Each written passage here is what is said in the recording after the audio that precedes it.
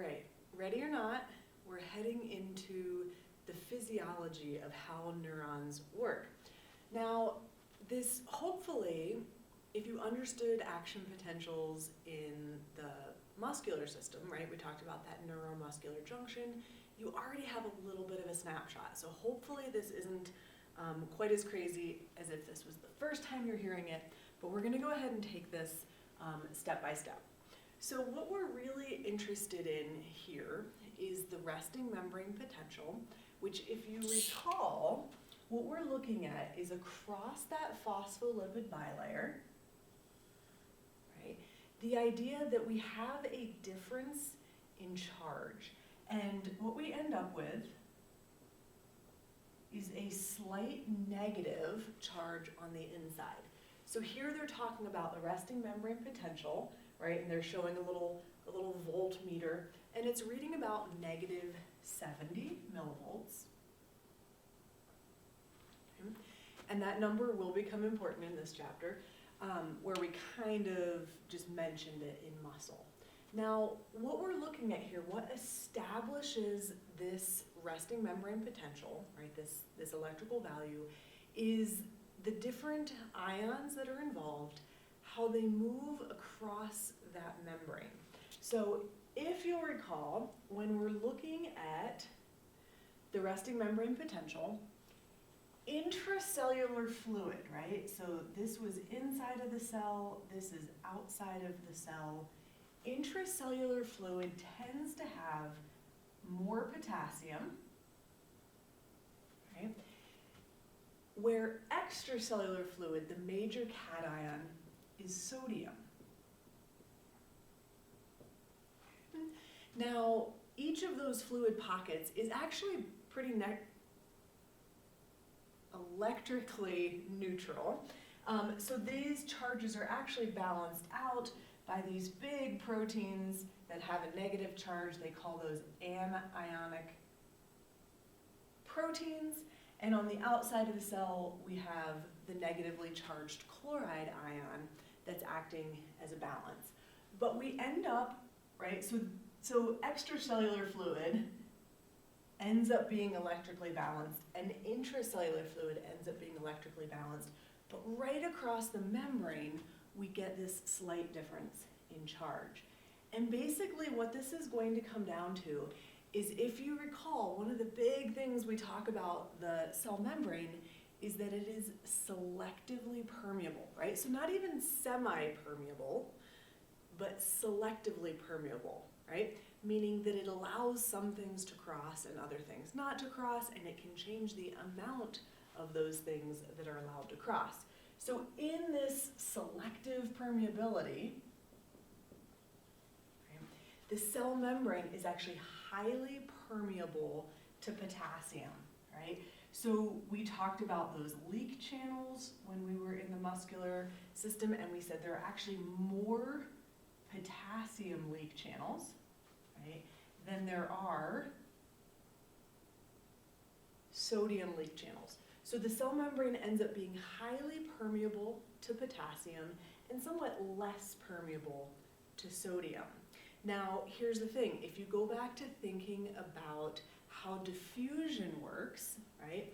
If there's a high concentration of sodium outside of the cell, it wants to reach that equilibrium. It would like to move in, but the cell membrane as the barrier is only going to let some of that cross. The same thing happens with potassium.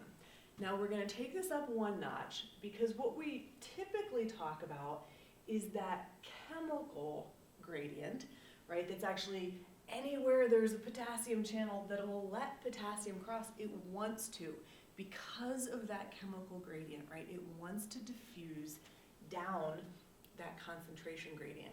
Here's where we take it up a step. There are also electrical gradients, right? So notice what happens here. As potassium is leaving, right, that's making actually this negative charge here, and that restricts, to a little degree, the loss of more potassium. If it was just the chemical gradient, we would lose more potassium, but at some point, the inside of the cell starts to become so negative that the potassium is still kind of attracted to that negative charge, and less is going to leave than would otherwise. Okay, now, given that the most important part of this, right, is that these leak channels set up what we call the resting membrane potential.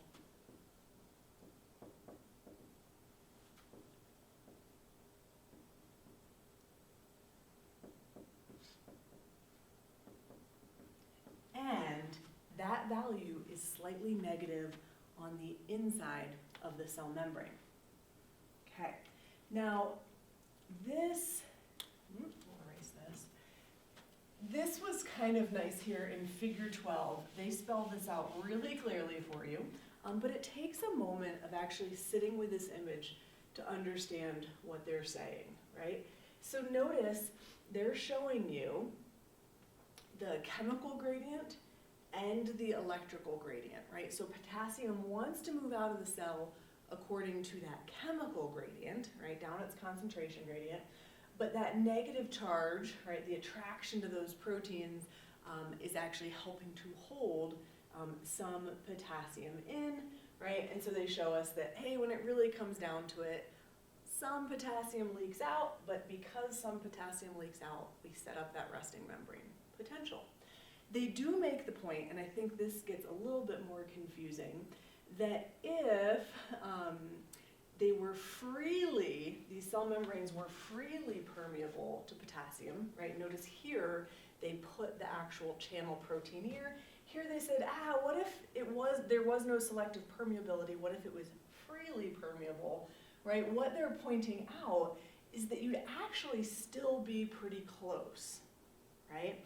So what they're trying to tell you is there are enough potassium leak channels in the cell membrane that the cell is almost freely permeable to potassium. Okay, that's a detail that's probably not super important. If it helps you understand, go with it. Now they show you the same is not true in regards to sodium, right? So remember we have actually very few sodium leak channels. Sodium wants to come into the cell because that would be diffusion, right? Moving down its concentration gradient to try to reach equilibrium. That electrical gradient, the negative proteins are also drawing sodium in, and so the electrochemical gradient here is actually quite large, right? When sodium gets the chance to move in, it will. Now, what they show you here is that if the cell were freely permeable, right, if it didn't matter about having leak channels, right, we would actually get a flip in our electrical charge, right? So much sodium would move into the cell that actually the electrical gradient would end up going the other way, right? The negative charge trying to hold sodium out would be coming this way, and the actual equilibrium across the cell membrane would actually be a positive value. Their point here is this is very unlike reality, and so we know the cell membrane is nowhere close to freely permeable to sodium, right? The number of leak channels absolutely restricts the flow of sodium that sodium would prefer, right? So this is much more like reality. But again, the big picture is that we have a lot of potassium leak channels, right? Potassium is coming out of the cell, and that is setting up this slight negative charge on the inside of the cell. It is true, right, that sodium can move through leak channels, but there are so few of them that that is not going to play a major role in establishing this resting membrane potential. One other thing that they point out here, this sodium-potassium pump, I did want to mention. The sodium-potassium pump is a helper.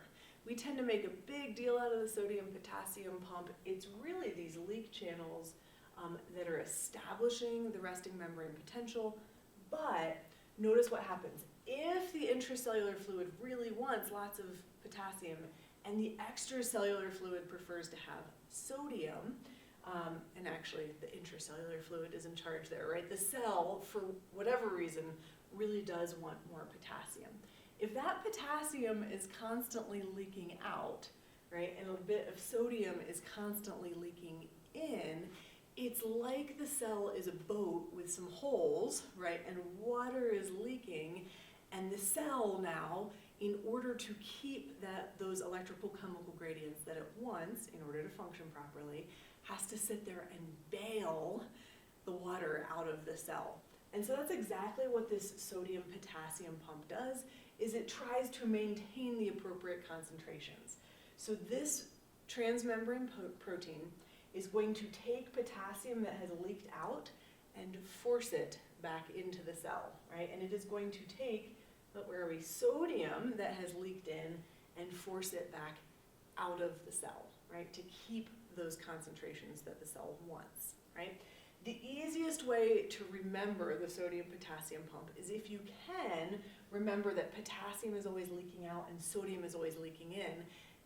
The sodium-potassium pump does the opposite, right? It brings 2 potassiums in and kicks 3 sodiums out. Now, because it is working against the concentration gradient of both of these ions, it requires energy to make this happen, right? So this is an active transport process. Okay, now, the leak channels are who sets up the resting membrane potential, but what we're going to see in this chapter is that we have some other channels that are important as well. And we already talked about 2 of these, right? So remember we talked about chemically gated channels or ligand gated channels. Ligand is just another term for chemical, right? You could use either of those terms. Acetylcholine is the example we used at the neuromuscular junction, where that neurotransmitter came across the synapse, and when it binds, it opens a sodium channel, right, allowing sodium in, right? We had very few sodium leak channels, but now this ligand-gated channel gives us an opportunity for a bunch of sodium to come into the cell, right? We also talked about voltage-gated channels, right? When that resting membrane potential changes, that can actually be a trigger to open some channels, right? So here they're showing you the resting membrane potential of -70. If we get a little less negative, right, we can hit a point called threshold where we open those voltage-gated channels, and again, we give the opportunity to let a bunch of sodium in. So those 2 should look familiar. Here's a new one for you. This is a mechanically gated channel. Notice what happens, right? Physically, mechanically, an actual pressure on one side of that cell membrane can pull open a channel that allows sodium in. That is actually how some of your touch receptors work. Your brain gets the message that you touched something because the touching actually distorted a cell membrane and let sodium come in. I always find that one super fascinating. Actually, all of these are pretty remarkable.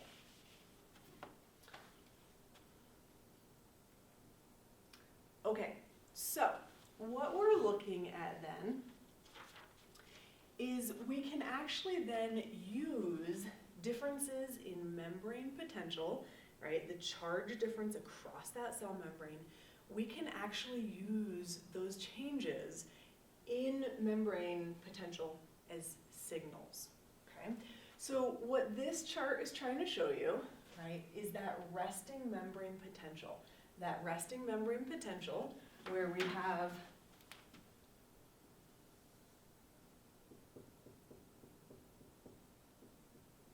a difference in charge across the cell membrane, and if you read it with a little voltmeter, it would be about -70 millivolts, okay? Now, we can make small changes, localized changes in that resting membrane potential that give us what's called a local potential or a graded potential, and that can be used as a signal, okay? If we get a strong enough change, right? One thing to think about here. So if resting membrane potential is around -70, this difference in charge, we would say this is polarized, right? The two sides are different. Notice then one of the big changes we get is called depolarization. Depolarization would mean we are no longer polarized, right? If you put that same voltmeter in now, this would actually read 0, right? So we'd be way up here. And in fact, sometimes we can have enough sodium come into the cell that we flip this, right? And we move into a positive territory where the inside of the cell is slightly positive. Okay. Go back to resting. Okay.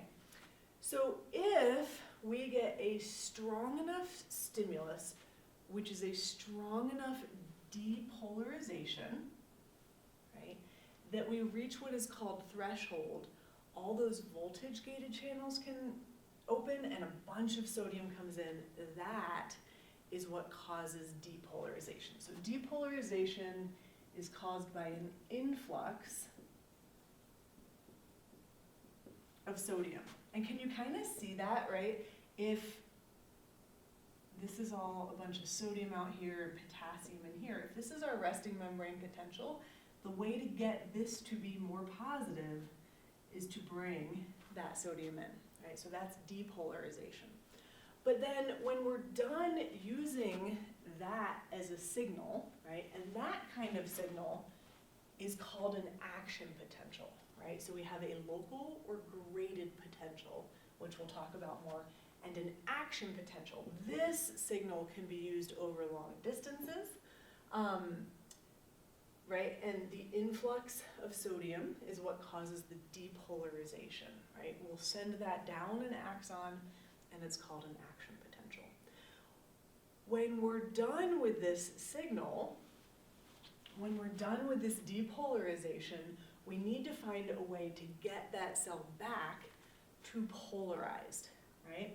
So now, if we've brought in a bunch of positive charges here, the way to get it back to our resting membrane potential of slight negative on the inside is to go ahead and kick ions out.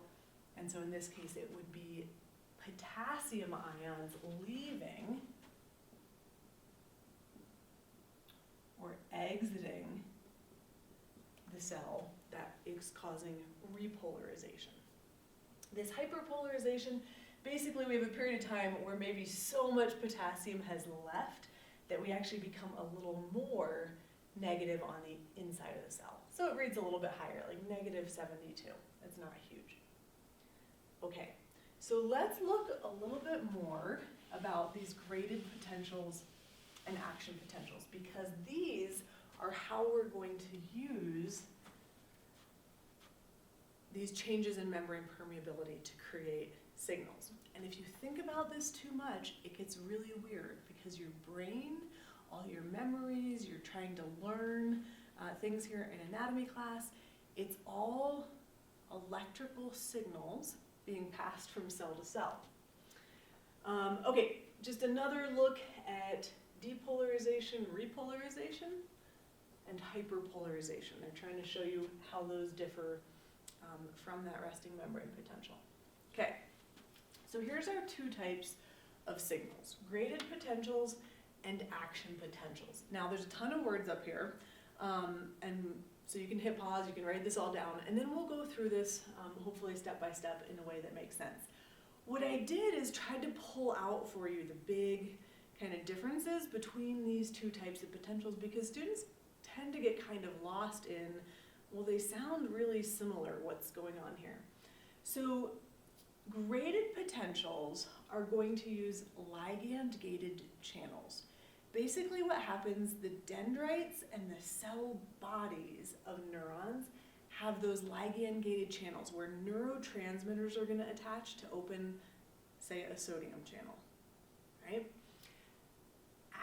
And what this does, right, is if, again, you picture, sorry, you're going to get sick of this little cell membrane here. If you had a ligand-gated channel on that cell membrane, when the acetylcholine or some neurotransmitter attaches and we let sodium in, right, we are going to get a depolarization, but in this case, it's going to be very localized, right? The binding of that acetylcholine and the influx of sodium doesn't then spread. The only place sodium is coming in is where there is a ligand-gated channel. So these messages are very localized across that cell membrane. And they're what they call graded, which really just means they die out, right? So if I had my little,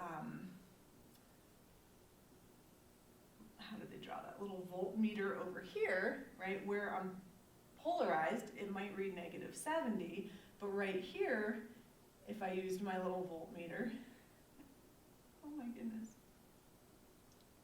right, and we're depolarized, right, maybe that's reading 0, right? So that gradation is just saying this, how do I say that?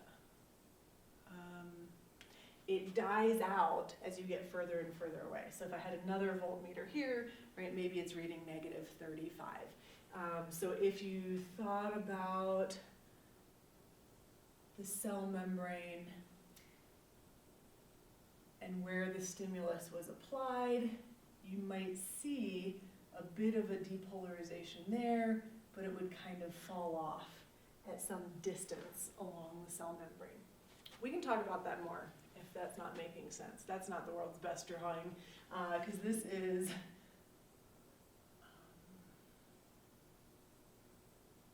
like the resting membrane potential.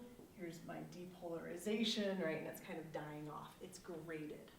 It gets weaker as you move away from where that ligand-gated channel is. Okay. It can be depolarization or repolarization. And what this means is the one we typically talk about is depolarization, acetylcholine binding and say letting more sodium in.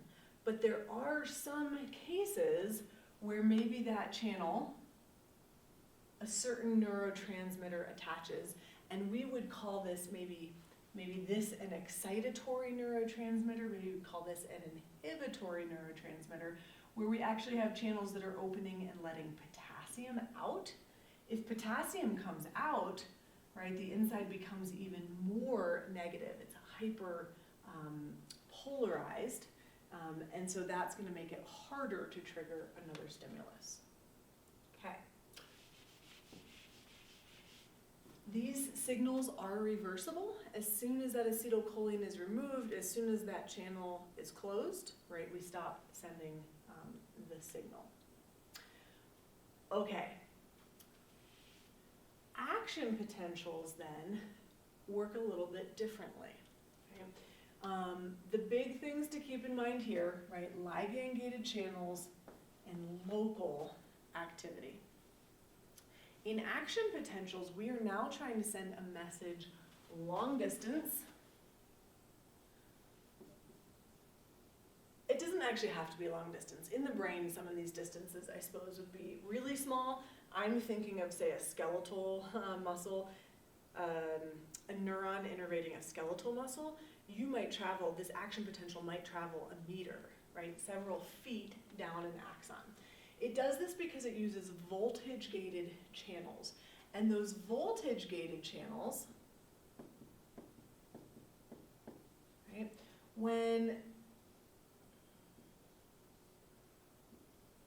right, these voltage-gated channels are spread all the way along the cell, but when voltage opens one, right, and lets sodium in, it's that depolarization that is the difference in charge that opens the next one and lets sodium in, which causes the depolarization that opens the next one. And so because we're using voltage-gated channels, we can run this like a series of dominoes, right? It is irreversible. when you start this action potential, it is going to keep triggering the next and the next and the next voltage gated channels.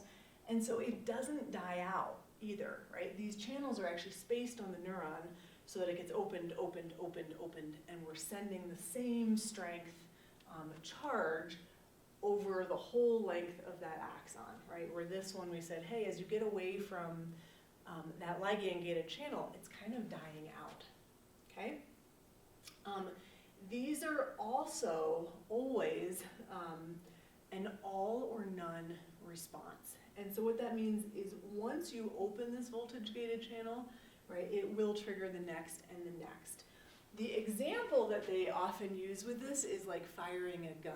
And they're saying, hey, you know, you can have just a little bit of pressure on the trigger. That's kind of like a graded potential. It can vary in strength. But as soon as you reach threshold, as soon as you actually pull the trigger, there is no stopping the bullet that's now leaving the gun, right? Where that kind of breaks down is, you know, a bullet over distance eventually would lose energy. But what they're really saying with that gun analogy is just this all or none response. Okay? And just to be clear, sorry, I don't think I said this very well. So again, this one is talking about that it's not dying out. It stays the same strength, where graded potentials get weaker over that distance like I was drawing. Graded, then, is really talking about that they're not all or none. They can be different strengths. So depending on how much neurotransmitter is being released, right, those can be weaker or stronger. So trying to think of a good example there. Oh, triggering the muscle at that neuromuscular junction. Remember we talked about the frequency of that nerve impulse? If you just had one release of acetylcholine, it might not even be strong enough to trigger the muscle, an action potential on the muscle. But if you had boom, boom, boom, right, coming from an axon, then you get enough acetylcholine to open enough of those ligand-gated channels that you might trigger an action potential. So graded is referring to the fact that these depolarizations or repolarizations, these can be different strengths. Action potentials are always the same strength. Okay, enough talking, enough words. Let's look at some pictures and see if we can make sense of this. Okay, so notice where we are. We are on the cell body. Remember, the cell body and the dendrites of a neuron do not have voltage-gated channels, right? They only have, here in pink, these ligand-gated channels. And so what they're showing you here is at rest, right? We have the negative charge on the inside, our resting membrane potential, right?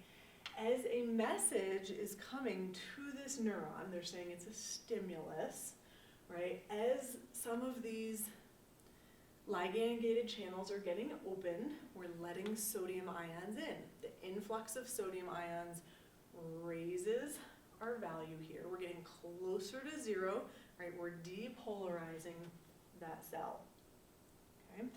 And what they're trying to show you here is that that graded potential is very localized. Notice, a short distance away, we're still at a resting membrane potential. The only part of the membrane that's depolarizing is the part that has those ligand-gated channels. As far as the action potential goes, this is a beautiful image, right? 1213, spend some time with this. We're gonna break this down a little. Notice they're showing us here that we're starting our action potential at this axon hillock, that part where the cell body turns into the axon. This is where we begin to see voltage-gated channels. So it's really just the axon that's capable of propagating an action potential because it has the right channels. Let's zoom in a little bit and look at this. Okay, so again, they're pointing out that where this action potential starts is at that axon hillock. And what we're gonna have, again, is resting membrane potential, slight negative on the inside, right? Our -70 is the resting membrane potential.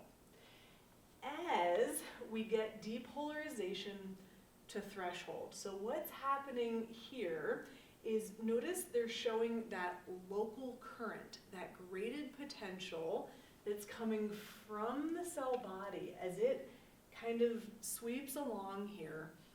If it's strong enough, it is going to open this sodium channel. What we refer to as strong enough is threshold. I'm going to zoom in again. Okay, so there's our resting membrane potential. Notice we're getting a little more positive, right? It's really -60, -55 that is considered threshold, right? That threshold is like pulling the trigger.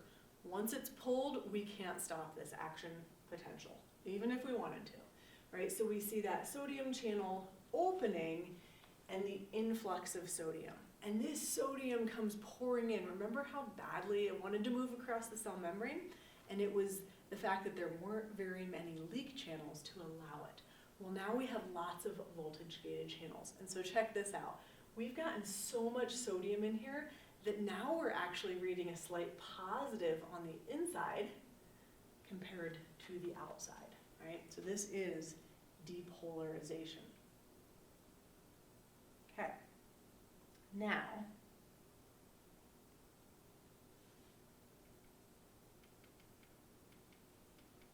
sorry, I want a bigger picture. Okay. We just watched that resting membrane potential. We watched threshold be reached, and when threshold was released and all those voltage-gated channels opened, we had this massive depolarization. So what we're going to look at now is the other half of this, where we see the repolarization take place. I'll zoom back in. Okay. So what then happens, right, is that we get a high enough positive on the inside of the cell, right? We've become so depolarized that we've actually swung the opposite direction. That actually closes those sodium channels again, right? We're like, that is enough sodium. We've gone far enough, right? It closes them and it actually inactivates them. They're kind of locked temporarily. That kind of voltage also opens voltage-gated potassium channels, right? And so now we have the loss of potassium, and that is repolarization, okay? At a certain point, right, at another voltage, as we reestablish that resting membrane potential, that is going to close those potassium channels. And what they're trying to point out here is that there's a little bit of a delay. By the time we actually get those potassium channels closed, often more potassium has left, and that negative is a little extra strong, right? Remember, we called that hyperpolarization.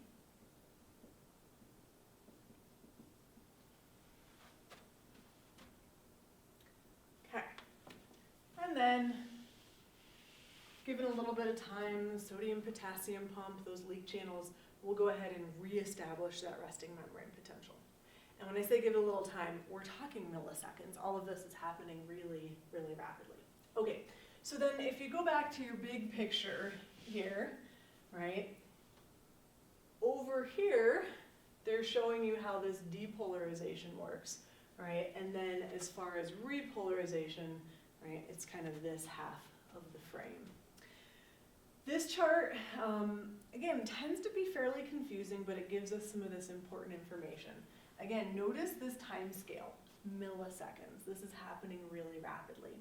Here they're giving us that resting membrane potential. Our resting membrane potential is around -70. They're pointing out threshold, and threshold is what? The charge that opens those voltage-gated sodium channels, right? When we get enough sodium leaking in that we hit threshold, boom, they all open, sodium comes rushing in. We get a high enough amount of sodium coming in. We're going to close those sodium gates, open the potassium gates, right? Let those positive charges start flowing out. What they're also showing you on here are what they're calling these refractory periods. And the refractory period is when they're saying you can't really start another action potential. Now, absolute refractory period is when those voltage-gated sodium channels have been closed and inactivated. Absolute refers to the fact that it doesn't matter how strong of a stimulus you put in here, you are not going to start another action potential. You just can't open those channels. The relative refractory period is basically saying you're going to need a stronger stimulus in order to send an action potential. And notice why that is. If our resting membrane potential of -70 has been exceeded, right? If too much potassium has leaked out, now instead of having to change that voltage by 10 to reach threshold, right? Maybe it's 12 or 15. It can happen, it's just a little harder to actually trigger another action potential. Okay. Now, that action potential, we just talked about, oh yeah, this is what it looks like as far as the difference in charge on the cell membrane, but think about it actually acting as a signal and how it travels down the cell. We said those voltage-gated channels get triggered like dominoes as the depolarization comes along, and that's what they're trying to show you here, right? Is that depolarization, that wave is moving down the axon. Behind it, it's followed by that refractory period where you couldn't have another action potential, right? But then as soon as that green means go, as soon as it returns to green with a correct resting membrane potential, you can start another signal running down the axon. Which again, in muscle we saw how important it was. The frequency of the stimulus determined how strong that muscular contraction could be. Okay, now there's really two different types of signal conduction, or what we call propagation. Right, how this signal moves down the cell. The one I just described would be a continuous conduction, right? We're triggering, we're opening these voltage-gated channels, then we're opening these voltage-gated channels, then we're opening these voltage-gated channels. And hopefully you're picking up on this is the same axon, they're just trying to show you a time lapse. It's kind of hard to draw. So that would be continuous propagation. This is actually what happens in non-myelinated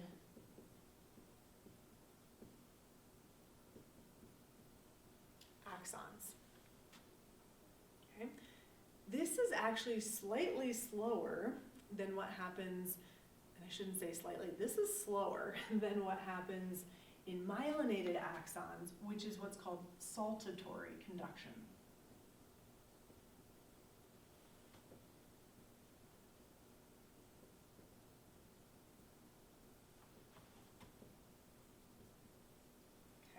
So remember, in our myelinated axons, we have either oligodendrocytes or Schwann cells, depending on CNS or PNS. We have those glial cells myelinating the axon, right, covering portions of the axon, right, basically with their bodies, but with this lipid insulation. Now, what happens is underneath the cell, they call that an internode.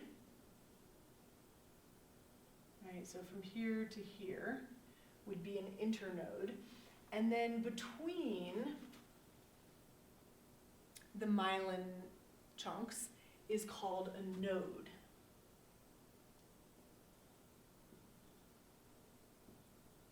Right?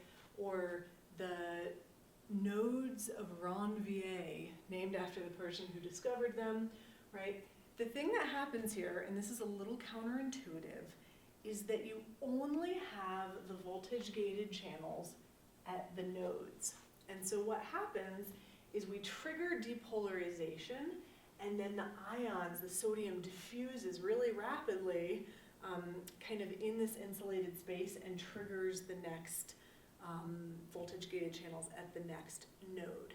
So saltatory is referring to like a skipping or jumping. Basically, the action potential is now hopping along the axon instead of having to hand off, right?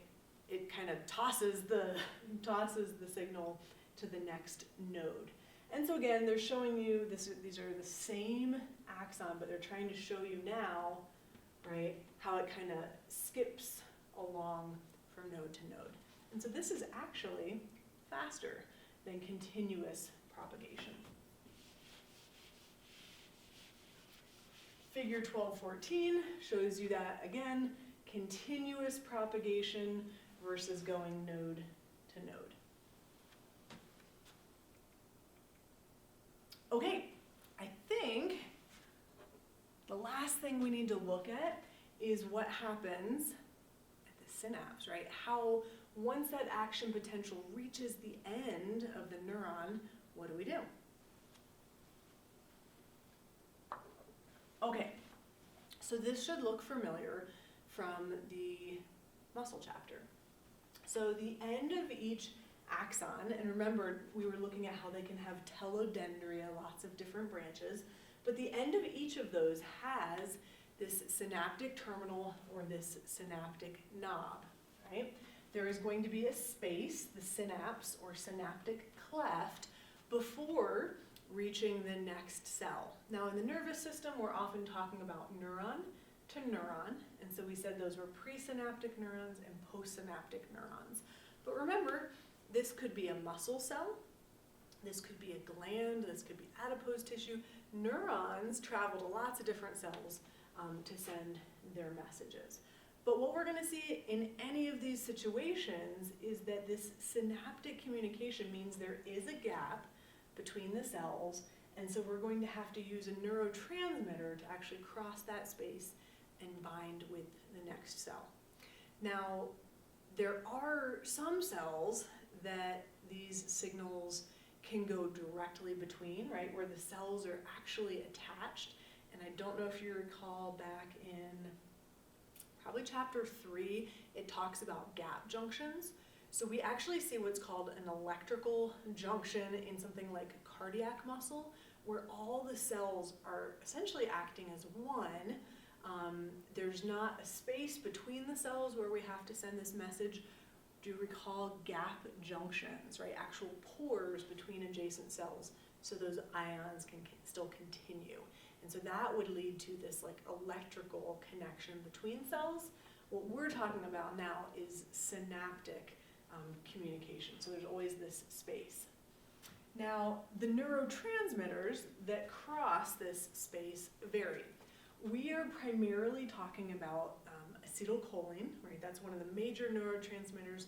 It was the neurotransmitter of the neuromuscular junction.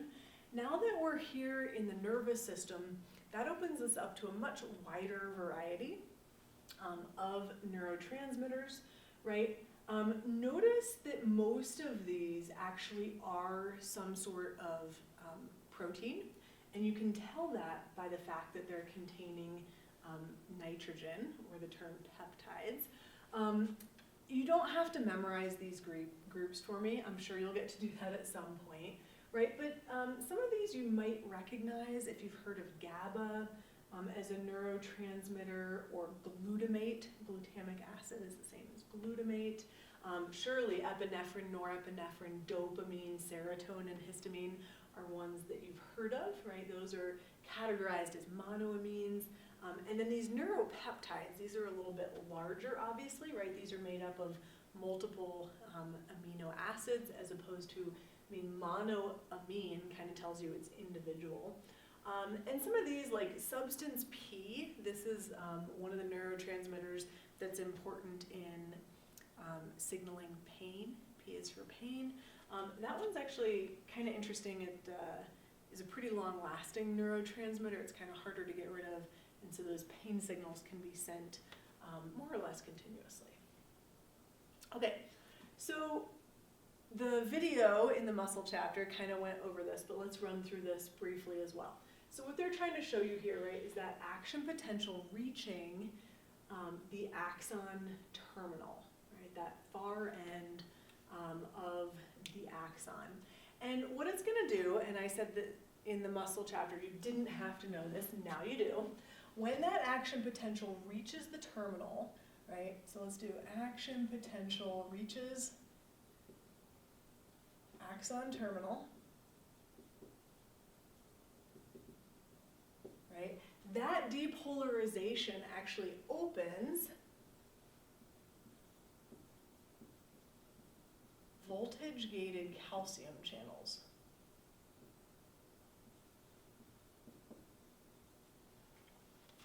Voltage-gated calcium channels. Right? And so you see calcium coming into the axon terminal. It's actually that calcium that opens the vesicles holding the neurotransmitter.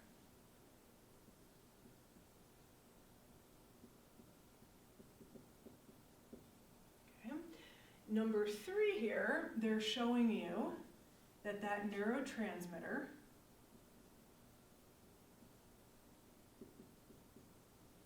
is actually moving across the synapse and binding with those ligand-gated channels on the far side. Now, why does it move across the synapse? It's all diffusion. It's all just moving down its concentration gradient. Diffuses across the synaptic cleft and binds to that ligand-gated channel.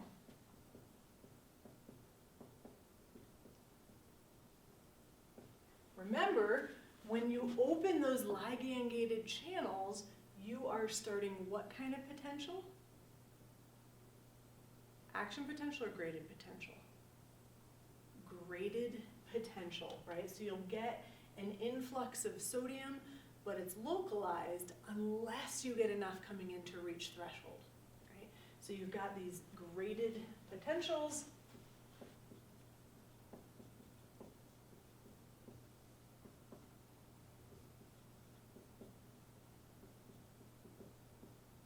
Graded or local, if that's an easier word for you to remember, a local potential. Okay, this last one is then showing you how do we stop sending that signal. And really what we need to have happen is acetylcholine needs to come off of those receptors. And a couple different things can happen, right? That can diffuse away from the synapse, but a lot of it's going to be broken down by enzymes so that part of it can actually get recycled into the cell. So number 4 here, what they're showing you is that acetylcholine is coming off of the receptor.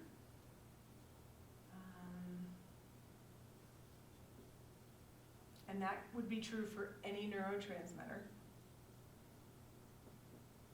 Some is going to diffuse away, but a lot of it's going to get recycled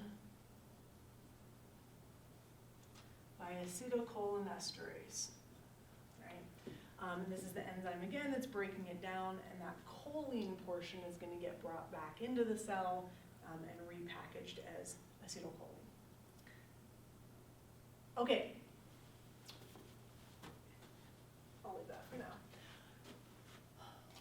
Keep in mind that depending on the neurotransmitter, the signal being sent to that cell can either be an EPSP, which is excitatory postsynaptic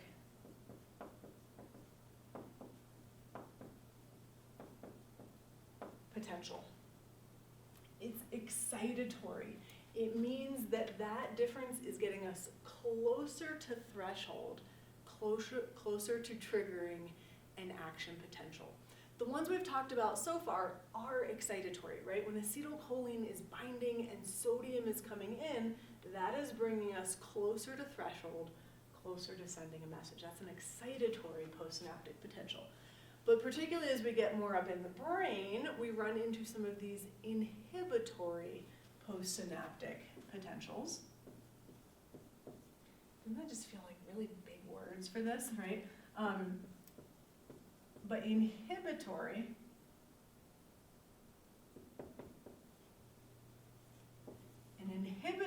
postsynaptic potential is then going to refer to moving further away from that threshold. So this means a signal that's going to cause that graded potential to push us towards hyperpolarization. So think about what that means. If we're at our resting membrane potential, right, and we've got a neurotransmitter that's going to bind to this channel, if we're going to move into even more negative, what do we need to do here? Inhibitory neurotransmitters are actually going to cause potassium to leave the cell, push us into hyperpolarization, and this would mean we'd need a really strong stimulus now to actually get to threshold and trigger that action potential. Okay? This looks so much like what happened in the muscle. Excitatory postsynaptic potentials. As we're getting that signal, the way I kind of think about this, right? Remember, the cell body and the dendrites are receiving these messages, right? And I kind of think of it like the neuron, the presynaptic neuron up here is like nudging the next one, like, hey, hey, hey. This can happen in multiple ways. If this neuron really is like, Bob, you've got to send the message, right? He can either increase the frequency of the stimulus, Bob, Bob, Bob, Bob, Bob, right? Like, so that we get enough of that neurotransmitter binding and causing graded potentials that are excitatory that we've reached threshold and Bob just yells, I gotta send the message, right? And then we can actually send an action potential. The other way this can happen is we actually have multiple neurons, right? And if all three of them are like Bob, right, that could be enough excitatory postsynaptic potentials, enough localized depolarization to reach threshold and trigger the action potential. And so there's a few different ways. This is how neurons communicate, is through sending these signals. How strong is that signal? How frequent is that signal? And do we actually get enough to trigger an action potential? Okay, and so this is just showing kind of what I was just talking about. You can have one neuron telling the next what to do, and if the frequency of that stimulation is fast enough, it could be enough excitatory postsynaptic potential to trigger an action potential, or you can have multiple neurons telling that next neuron what to do and sending an action potential.